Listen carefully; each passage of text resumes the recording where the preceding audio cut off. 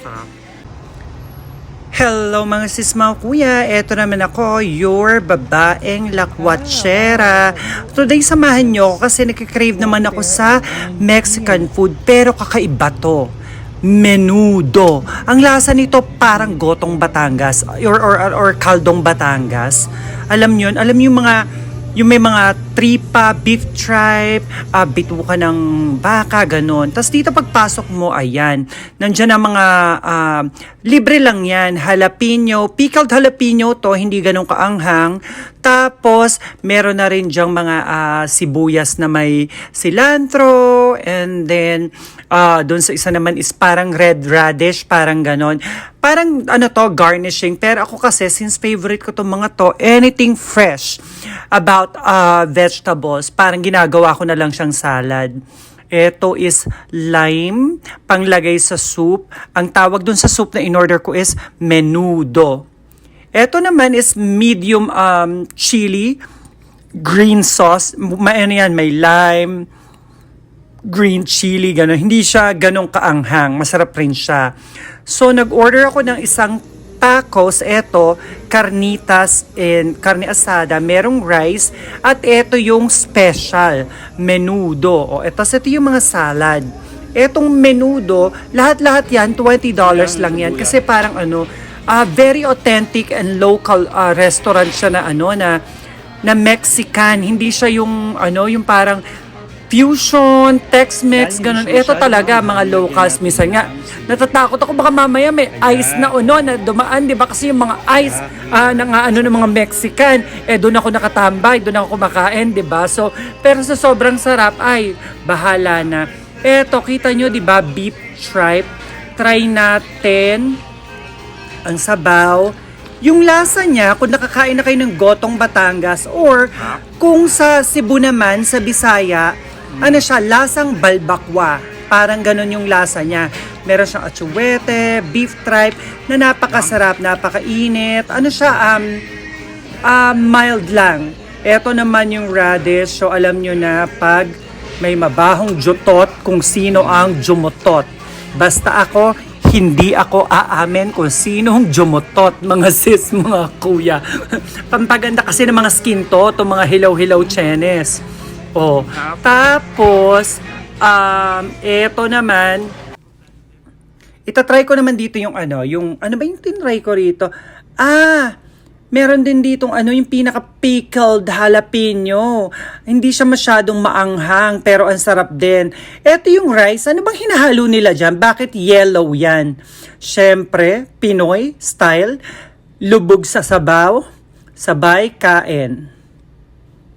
Oh my God, sobrang sarap nitong menudo.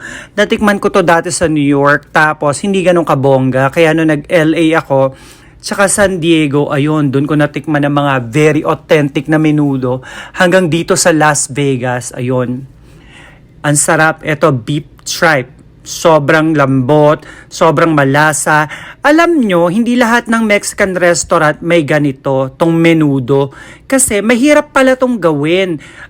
Magdamag pakukuluan, para mawala ang baho, tas para lumambot. Tapos pag niluto pala nila yon, 6 hours ulit. Kaya pala minsan pagtatawag ka, ginagawa ko before ako pumunta sa Mexican restaurant, sinasabi ko muna na, "Hola, tienes menudo?" Meron kayong menudo? Kasi by batch lang pala sila nagluluto. Hindi pwedeng by portion. Na for example, naubos na for today, sasabihin nila, "Ya, tenemos pero wala na. Naubos na today." Parang ganun. Masarap to pag may hilaw na sibuyas, tsaka cilantro, at lemon. Kita nyo yung beef tripe, sobrang sarap niya pag mainit, ganun. Kainit-init ng panahon sa Vegas, pero ewan ko, talagang napaka-weird ko na tao. Crave ako sa may sabaw, kasi parang feeling ko pag walang sabaw, parang ako nabibilaukan, alam mo yon. Ang sarap pag may sabaw, yung parang madulas lunokin, lahat ng kinakain mo, di ba? Ayun, tapos, yun nga, going back, eto, try natin tong jalapeno. Takot ako dito sa jalapeno, kasi sobrang anghang nito. Pero ito, kakaiba. Siya, pickled jalapeno. So, maasim-asim. So, parang medyo nawala na yung kanyang super anghang. May konting kick ng anghang, pero mas lamang yung asim. Ang problema dyan, kinabukasan, nung jumebs ang lola nyo, dun ko naramdaman na maanghang pala siya. Alam nyo na, si Alma Moreno. Charing! Wala akong Alma Moreno. O, sige, isa pang carnitas. This is carne asada. Sobrang sarap. Ang sarap nung kakain ka ng mga authentic, walang mga social na, eto kasi sa counter binabayaran, tapos hindi tulad ng mga Tex-Mex na restaurant, ang arte-arte. Kaya ako to bina-voice over kasi merong music na Latino sa restaurant, makaka-copyright na naman, sayang naman. Oh, eto naman, ano naman tawag dito? Tortilla. Ayan, tortilla flour. Sinasawsaw nila usually sa sabaw, pero syempre, Pinoy tayo, kaya kanin, 'di ba? Oh, ang sarap. Alam mo kung ano lang isang ayoko rito? Di ba napakainit nung soup? Tapos sa plastic bowl nakalagay, di ba cancerous yun? Nakakaroon ng microplastic. Pero hanggat maaari, gusto ko siyang iwasan. Pero anong magagawa ko? Di ba? Yun yung available talaga. Wala silang yung babasagin, ganyan. Oh my God, hindi ako makamove on. Sana pagpunta ka ng New York, may makita akong ganito. Ayan, isa pa, sige. Eto yung mga bagay na sobrang mamimiss ko dito sa Las Vegas na kumbaga lahat ng authentic food dito matitikman mo. From New York din naman, from one place to another, may Chinatown, may Filipino town, may Koreatown, may Japanese town sa St. Mark. Lahat kompleto, pero ano siya, medyo mahal, tsaka malayo-layo ang bawat isa. Alam niyo yon. So, pero maganda rin doon. Very authentic din yung mga ino-offer nila. Dito naman sa Las Vegas, para makarating ka sa isang lugar na gusto mo, kailangan mo mag-drive. Sa New York naman, subway or train. Tingnan nyo to, tong kanilang, ayan, ang sarap, Diba? Ano siya corn flour, parang ganon. O sige, subo pa tayo.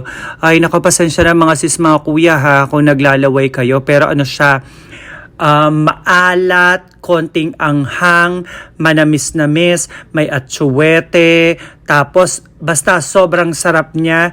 Yung sabaw, talagang kung nakakain na kayo ng gotong Batangas, punta kayo sa atin, or kung nakakain na kayo ng barbakwa, ganon ang lasa niya. Ayan, ubusin na natin ang tacos. Sabi sa inyo, naubos ko to. Ito na yung pagkain ko the whole day. Hindi na ako umulat kasi naman sobrang nakakabusog. Hindi na rin ako kumain ng gabi sa sobrang sarap nito.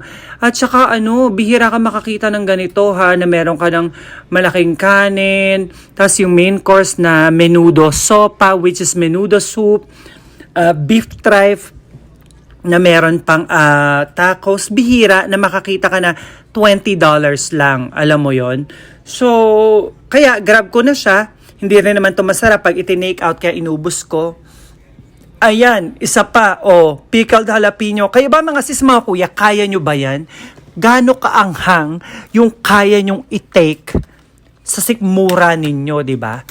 Ayan, pinagpapawisan ang ate mo girl, ang babaeng lakwatsera kasi naman, summer na summer dito, umupo ako sa may bintana na nakalapit ng pintuan, may mga pumapasok. So yung 110 degrees Fahrenheit sa labas, pumapasok sa loob ng air-conditioned restaurant na buga sa mukha ko na kumakain ako ng hot soup ng menudo, di ba? Nakakaloka. Pero sige, laban pa din.